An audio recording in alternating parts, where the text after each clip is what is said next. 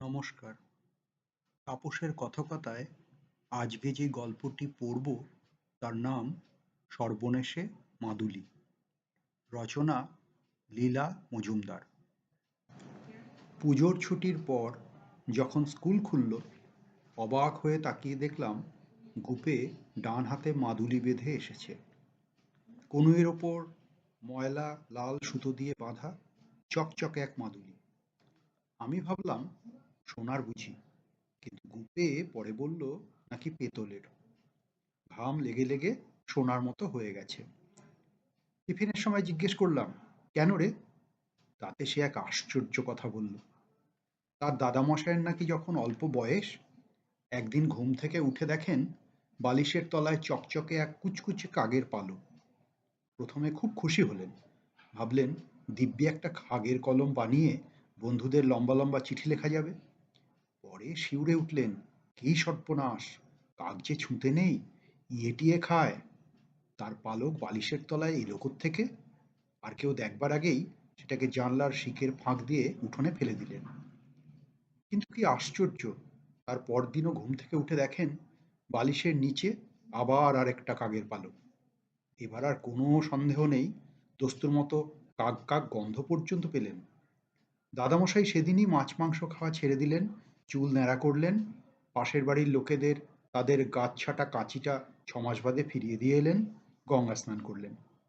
স্নান করে উঠে ঘাটের ওপর দেখেন দিব্যি ফোঁটা কাটা তিলক আঁকা জটাওয়ালা গেরুয়া পরা এক সন্ন্যাসী বাবা হাসি হাসি মুখ করে তারই দিকে তাকিয়ে আছেন। দাদামশাই তাকে ঢিপ করে প্রণাম করলেন। অমনি সন্ন্যাসী তার ডান হাতের কনুইয়ের ওপরে ওই লাল সুতো দিয়ে মাদুলিটা বেঁধে দিয়ে দাদামশাইয়ের ঘাড়ে হাত বুলোতে বুলোতে বললেন, কুছ ডর নেই বেটা, সাপ খোপ সব কেটিয়ে যাবেন। দাদামশাইয়ের ঘাড়ে খুব সুড়সুড়ি লাগা সত্ত্বেও তিনি শুধু একটু কিলবিল করে বললেন, ঠিক বলছো তো ঠাকুর? গলার আওয়াজ শুনে চমকে উঠে সন্ন্যাসী ঠাকুর ঝুলির মধ্যে থেকে সুতো বাঁধা একটা চশমা বের করে নাকে পড়েই আঁতকে উঠে বললেন, এ কে আছে রে? আরে আমি তো তোমাকে চিনতে পারিনি। ও মাদুলি পল্টু জমাদার কো বাস্তে বানায়ে, দে দেও বেটা, ও তোমারা নেই। কিন্তু কে শোনে কার কথা?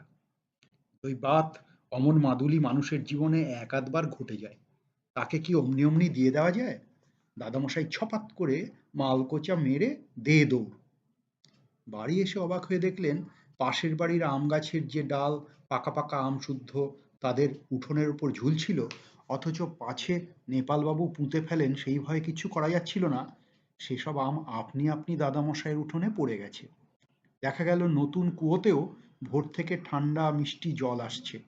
রাত্রে না রাত্রে ফেলাদা পুকুরে যে ছিপ ফেলে রেখেছিল তাতে মস্ত একটা কাতলা মাছ পড়েছে। বেলা না হতেই দাদামশাইয়ের শালা গত বছর যে 5 টাকা ধার নিয়েছিল নিজে থেকে ফেরত দিয়ে গেল, উপরন্তু রবিবার দুপুরে নেমন্তন্ন করে গেল। বাড়ির ভেতরে গিয়ে দেখলেন এমনকি দিদিমার পর্যন্ত হাসি মুখ। মাদুলির গুণ দেখে দাদামশাই অবাক, মনে মনে সন্ন্যাসী বাবার ময়লা পায়ে শত শত প্রণাম করলেন। সেই থেকে বাড়ির লক্ষ্মীশ্রী ফিরে গেল, টাকা পয়সা হলো, গরু ভেড়া হলো, ছেলেরা বড় বড় চাকরি পেল, মেয়েদের ভালো ভালো বিয়ে হলো, এমনকি মামার বাড়ির গরুর দুধের ক্ষীর, গাছের আম আর পুকুরের মাছের কথা বলতে গিয়ে উত্তেজনার চোটে গুপে লোমহর্ষণ সিরিজের 20 নম্বর বইয়ের 5-6টা পাতার কোনা কুচি কুচি করে ছিঁড়ে ফেলল। আরও বলল, এই সেই মাদুলি, 41 বছর 1 মাস দাদা মশাইয়ের হাতে বাঁধা ছিল, একদিনের জন্য খোলা হয়নি। দাদামশাইয়ের হাতে সুতো বাঁধা মাদুলির সাদা দাগ পড়ে গেছে, গায়ে লেগে লেগে শেষটা এমন হয়েছিল যে মাঝে মাঝে নাকি মাদুলির ওপরেও চুলকোতো।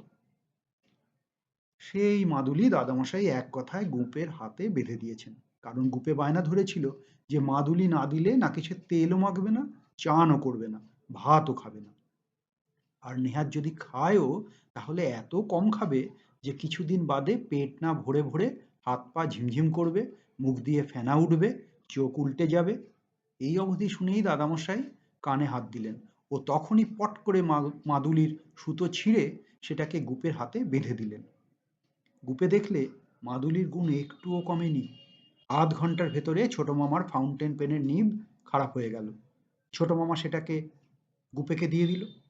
পরে অবশ্যই আবার চেয়েছিল, তাইতেই তো গুপে ছুটির দুদিন বাকি থাকতেই মামাবাড়ি থেকে চলে এসেছিল। বাড়ি এসেই শোনে মাস্টারমশাইয়ের মামস হয়েছে, গাল ফুলে চাল কুমড়ো। সেরে যদি বা ওঠেনও, তবু একটি মাসের ধাক্কা। এরপর গুপে যা তা বলতে আরম্ভ করলো, নাকি মাদুলি হাতে পড়া থাকলে গুপে যখন যা বলবে তাই ঘটতে থাকবে। একথা শুনে আমরা সবাই ভীষণ আপত্তি করলাম, তা কি কখনো হয়? নগা বললে, এই এক যিশু ছাড়া কেউ। গুপে ভীষণ রেগে সরু লম্বা ময়লা নখওয়ালা একটা আঙুল নগার দিকে বাগিয়ে বলল, আজ বলে দিলাম, তুই ভূগোল ক্লাসে দাঁড় খাবি। ও মা! সত্যি সত্যি ভূগোল ক্লাসে নগা দাঁড় তো খেলোই, তার উপরে কানমোলাও খেলো। এরপর আর কারুর কিচ্ছু বলবার জো নেই। গুপে একবার মাদুলির দিকে তাকালেই হলো, সে যখন যা বলে সবাই তা মেনে নেয়, যখন যা চায় সবাই তা দিয়ে ফেলে। 3 সপ্তাহ ক্লাস শুদ্ধ সবাই গুপের দৌরাত্মে খাবি খেলাম। সে যা খুশি তাই করতে আরম্ভ করলো। এমনকি কালীপদর চুল ছাঁটা পছন্দ হচ্ছিল না বলে সে বেচারাকে ন্যাড়া করিয়ে ছাড়লো। সবাই দিন দিন রোগা হয়ে যেতে লাগলাম। নগার তো পেন্টেলুন এমন ঢিলে হয়ে গেল যে শেষে তার দাদা তাই নিয়ে টানাটানি। বলে কি না, দেখছিস না, ও আমার তোর গায়ে বড় হচ্ছে, হয় আমার নয় বাবার। এদিকে যার যা ভালো জিনিস গুপে সব গাপ করতে লাগলো। পেন্সিল, রাবার, পেন্সিল কাটা, রঙিন খড়ির বোঝায় গুপের পকেট ঝুলে ঝুলে ছেঁড়ে আর কি। শেষে কিনা সেসব রাখবার জন্য আমার নতুন টিফিনের বাক্সটা একদিন চেয়ে বসলো। তখন আমি বেজায় চটে গেলাম। একটু তোতলামি এসে গেল। মাথা টাথা নেড়ে বললাম, দেখ গুপে, দিন দিন তোর বার বাড়ছে। কাল তোর সব অঙ্ক কষে দিয়েছি। আমার টিফিনের অর্ধেকের বেশি খেয়ে ফেলেছিস। ইংরেজি ক্লাসে ছুরি ফটফট করেছিস, আর তার জন্য বকুনি খেয়েছি আমি। বেশি বাড়াবাড়ি করিস নি বলে দিলাম। এক নিঃশ্বাসে রাগের মাথায় এতগুলো কথা বলে দেখি গুপে আমাকে শাপ দেবার জন্য তৈরি হচ্ছে। তার চোখ দুটো ছোট হয়ে হয়ে আলপিনের ডগার মতো হয়ে গেল।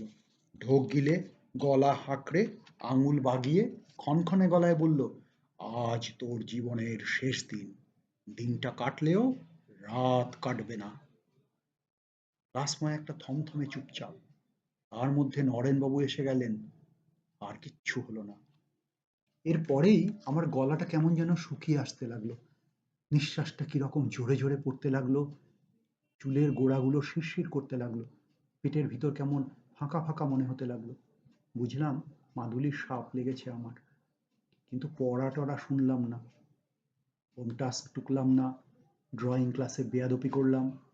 যার দিন কাটলেও রাত কাটবে না তার আবার ভাবনা কি? টিফিন বাক্সটা ক্লাসের মধ্যে নগার হাতে ঠুসে দিলাম। আমি মরি আর গুপে সেটা ভোগ করুক আর কি। ছুটির ঘন্টা পড়লে পর মনে হলো আমি তো গেলাম, যাবার আগে ওই সর্বনেশে মাদুলিটাকেও শেষ করে তবে যাব। দেখি গুপেদের পুরনো চাকর ভদ্দু গুপের বই গুছিয়ে নিচ্ছে, আর গুপে দাঁড়িয়ে দাঁড়িয়ে তাই দেখছে। হঠাৎ খুন চড়ে গেল। ছুটে গিয়ে 1 সেকেন্ডে মাদুলিটাকে কেড়ে মারিয়ে ভেঙে একাকার। তার থেকে অন্তত ধোঁয়াও বেরোনো উচিত ছিল, কিন্তু কিচ্ছু হলো না। গুপে অবাক হয়ে আমার দিকে তাকিয়ে রইল। কিন্তু ওদের চাকরটা হাই হাই করে ছুটে এসে হাত পা ছুড়ে বললে, আহ কি করলে? আমার পেট ব্যথার অব্যর্থ মাদুলি আমি কালীঘাট থেকে 2 পয়সা দিয়ে কিনে এনেছি। আগেই জানি গুপিদাকে যা দেয়া হবে তাই আর কিচ্ছু থাকবে না। আমরা সবাই হাঁ করে গুপের দিকে তাকিয়ে রইলাম। তার নিশ্চয়ই কিছু বলা উচিত ছিল, কিন্তু সে অম্লান বদনে পকেট থেকে 2 পয়সা বের করে ভদ্দুকে ছুড়ে দিয়ে একটু কাষ্ঠ হাসি হেসে বাড়ি চলে গেল।